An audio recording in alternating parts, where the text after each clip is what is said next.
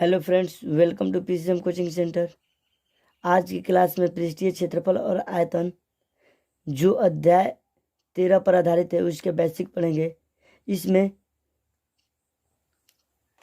4 पॉइंटों के बारे में विशेष रूप से पढ़ना है। देखिए, घन एवं घनाभ पढ़ना है, उसके बाद से लंबवृत्तीय बेलन पढ़ना है, उसके बाद से लंबवृत्तीय शंकु पढ़ना है, उसके बाद से पढ़ना है एक और पार्ट है दोस्तों, देखिए गोले का पृष्ठीय क्षेत्रफल और तथा आयतन पढ़ना है। तो ये चारों को हम एक एक करके सारे को मैं कॉपी में नोट कर लिया हूँ और इसको आप लोग को अच्छी तरह से समझा देता हूँ। देखिए, घन एवं घनाभ के बारे में बता रहा हूँ।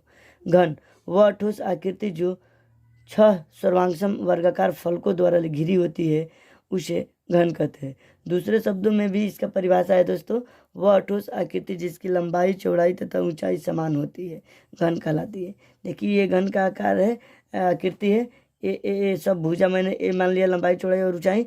देखिए, इसका आयतन क्या होता है, ए क्यू, यानी भुजा क्यू होता है घन घन इकाई। ठीक है दोस्तों, संपूर्ण पृष्ठ का क्षेत्रफल होता है 6a², यानी कि वर्ग इकाई इसको बोलते हैं। या 6l² भी किसी को होता है, जो भुजा एल मानता है l² कहता है, ए मानता है a² कहता है। ठीक है दोस्तों, अब देखिए पार्श्व पृष्ठ का क्षेत्रफल 4a² वर्ग इकाई। देखिए विकर्ण √3a इकाई, ये घन का विकर्ण होता है। नोट देख लीजिए दोस्तों, घन में 6 फलक, 4 पार्श्व फलक, 12 किनारे, 8 शीर्ष बिंदु एवं 4 विकर्ण होते हैं। ठीक है दोस्तों, ये घन के लिए। अब देखिए घन का दूसरा पॉइंट, घन के सभी फलक वर्गाकार होते हैं। ठीक है दोस्तों, चलिए अब घनाभ के बारे में पढ़ते हैं। घनाभ वह ठोस आकृति जो 6 आयताकार फलकों द्वारा घिरी होती है घनाभ कहलाती है, जैसे किताब, कॉपी इत्यादि। ठीक है दोस्तों, जो आयताकार होती है उसे ही घनाभ कहते हैं। देखिए, घनाभ का लंबाई चौड़ाई ऊंचाई, घनाभ का आयतन लंबाई गुना चौड़ाई गुना ऊंचाई होता है। घनाभ का संपूर्ण पृष्ठ का क्षेत्रफल 2 इंटू लंबाई इंटू चौड़ाई प्लस चौड़ाई इंटू ऊंचाई प्लस ऊंचाई इंटू लंबाई होता है। घनाभ के पार्श्व पृष्ठ का क्षेत्रफल या किसी कमरे की 4 दीवारों का क्षेत्रफल 2 इंटू लंबाई प्लस चौड़ाई इंटू ऊंचाई होता है। घनाभ का विकर्ण √l² plus b² plus h², यानी कि लंबाई का स्क्वायर प्लस आधार का स्क्वायर प्लस ऊंचाई का स्क्वायर। ठीक है दोस्तों, नोट, एक घनाभ में 6 फलक, 4 पार्श्व फलक, 12 किनारे, 8 शीर्ष बिंदु एवं 4 विकर्ण होते हैं।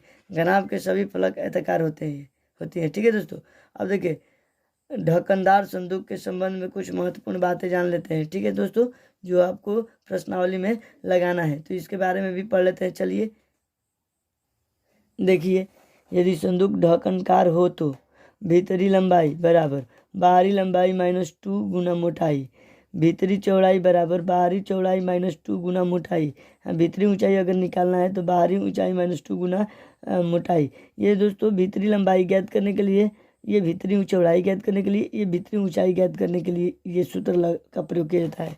अब देखिए दूसरा पॉइंट, यदि संदूक बिना ढक्कन का हो तो भीतरी लंबाई कैसे ज्ञात करेंगे, बाहरी लंबाई -2 गुना मोटाई। ठीक है दोस्तों, अब देखिए भीतरी चौड़ाई ज्ञात करने के लिए बाहरी चौड़ाई -2 गुना मोटाई और भीतरी ऊंचाई बराबर बाहरी ऊंचाई माइनस मोटाई। ठीक है दोस्तों, तो इस तरह हम क्या करते हैं, ज्ञात करते हैं। अब देखिए नोट, यदि किसी घन या घनाभ की प्रत्येक भुजा को x गुणा कर दिया जाए तो पहला पृष्ठ क्षेत्रफल x² गुना हो जाता है, आयतन x के पावर q गुना हो जाता है। ठीक है दोस्तों, इस तरह करने पर। अब देखिए दूसरा पॉइंट, हमने लंबवृत्तीय बेलन आपको बताया था, राइट सर्कुलर सिलेंडर। तो इसके बारे में हम पढ़ते हैं। देखिए, बेलन का आयतन πr²h, बेलन का वक्र पृष्ठीय क्षेत्रफल 2πrh, बेलन के संपूर्ण पृष्ठ के क्षेत्रफल 2πr r+h इंटू r+h है। खोखला बेलन भी पढ़ना होता है दोस्तों। चलिए खोखले बेलन के बारे में आपको पढ़ा देता हूँ।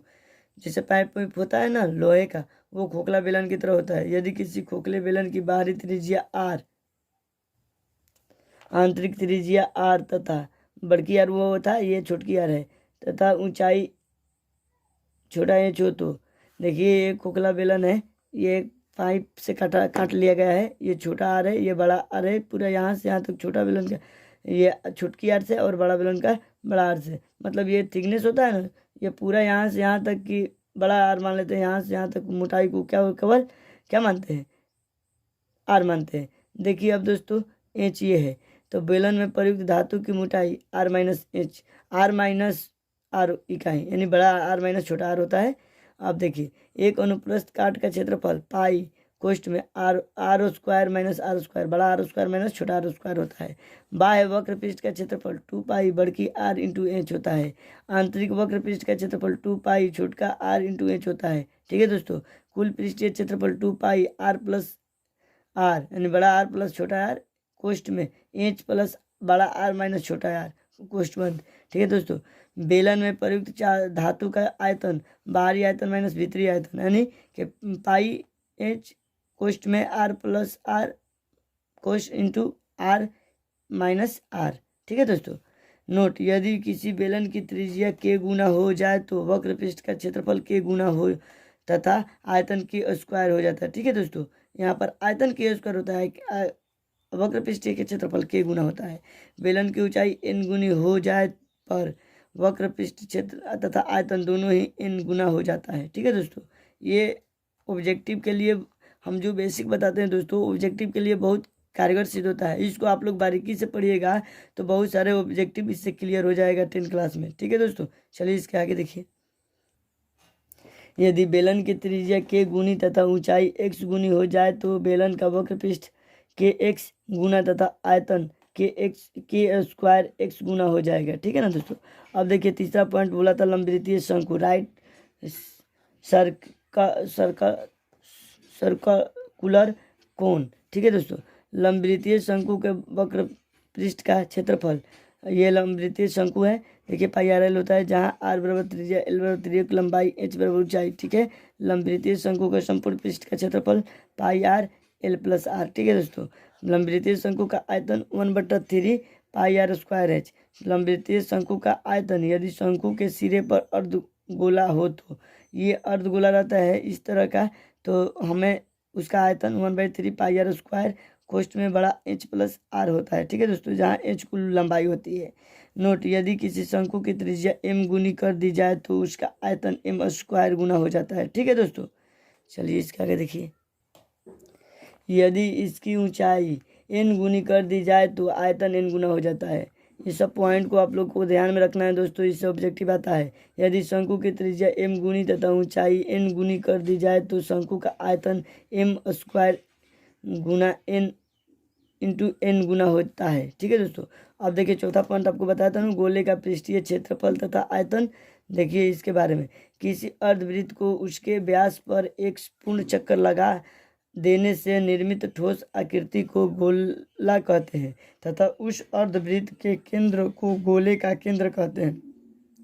गोले का संपूर्ण पृष्ठ वक्राकार होता है। ठीक है दोस्तों, तो सूत्र क्या होता है गोले का, गोले के संपूर्ण पृष्ठ का क्षेत्रफल 4 पाई आर स्क्वायर, गोले का आयतन 4/3 पाई आर क्यू, अर्धगोले का वक्र पृष्ठ का क्षेत्रफल 2 पाई आर स्क्वायर, अर्धगोले का संपूर्ण पृष्ठ का क्षेत्रफल 3 पाई आर स्क्वायर। ठीक है दोस्तों, और आगे देखिए इसका सूत्र, अर्धगोले का आयतन 2/3 पाई आर क्यू घन इकाई, गोलाकार छिलके का आयतन 4/3 pi R cube minus R cube, ये बड़ा आर क्यू माइनस छोटा आर क्यू है। अर्धगोलाकार कटोरे का संपूर्ण पृष्ठ का क्षेत्रफल पाई कोष्ठ में 3 आर स्क्वायर, बड़ा आर स्क्वायर प्लस छोटा आर स्क्वायर। अर्धगोलाकार कटोरे में प्रयुक्त धातु का आयतन 2/3 पाई कोष्ठ में बड़की आर के क्यू माइनस छोटकी आर के क्यू। ये सब दोस्तों, ये हम अभी आपको जो बता रहे हैं ये सारे 9 क्लास का सिलेबस का है, लेकिन 10 क्लास में भी इसका बहुत उपयोग है और ऑब्जेक्टिव से भी पूछता है, तो आप लोग इसको अच्छी तरह से पढ़ लीजिए। ठीक है दोस्तों, तो आप लोग इसको कॉपी में नोट कर ले या स्क्रीनशॉट ले ले। नहीं समझ में आ रहा है ये तो समझने की कोई बात ही नहीं है, तो सूत्र होता है। तो आप लोग मेरी अगर वीडियो पसंद आ रही है तो लाइक शेयर तथा सब्सक्राइब करें और अंत में बेल आइकन को प्रेस कर दें, ताकि जब भी मैं लेटेस्ट वीडियो बनाऊं तो सबसे पहले आपको मिले। मेरा दोस्तों सारा वीडियो अगर आप लोग देखना चाहते हैं तो प्ले स्टोर में जाकर सारे वीडियो को 10 क्लास, 9 क्लास और 12 क्लास को पढ़ सकते हैं। ठीक है दोस्तों, चलिए आज की क्लास में इतना ही फ्रेंड्स, जय हिंद।